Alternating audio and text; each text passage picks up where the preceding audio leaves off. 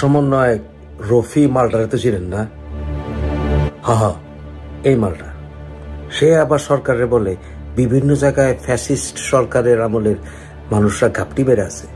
আমরা পরিষ্কারভাবে বলতে চাই, বাংলাদেশের প্রত্যেকটা সেক্টরে হয়তোবা এখনো আপনারা বলতে পারেন বিভিন্ন জায়গায় স্বৈরাচারের পদলেহনকারী দোসরেরা এখনো অবস্থান করছে। আমরা অন্তর্বর্তীকালীন সরকারকে বলতে চাই, আপনাদের যদি কাজ করতে অসুবিধা হয়, রাষ্ট্র সংস্কারে যারা বাধা হয়ে দাঁড়িয়েছে। এই রফি মালটা নিজে যে আওয়ামী লীগ থেকে ফয়দা নিছিল মুক্তিযুদ্ধের কোটায়, এটা জানেন?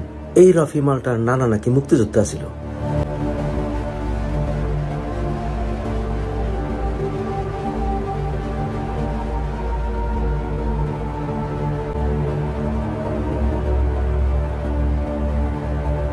নানার মুক্তিযোদ্ধার পরিচয় ব্যবহার করেই সে মুক্তিযোদ্ধা কোঠায় বিভিন্ন ফয়দা নিছে, ইউনিভার্সিটিতে ভর্তি ছিল।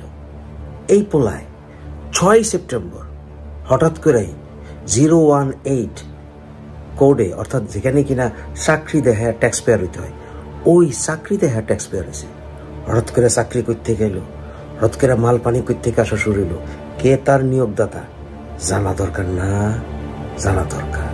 শেখ হাসিনার লগে যোগাযোগ থাকার কারণে আর শেখ হাসিনার শাসনামলে ফয়দা নেওয়ার কারণে যদি ঝাঁটাই করতে হয়, তাহলে এই রাফির দিয়েই শুরু করা উচিত, তাই না?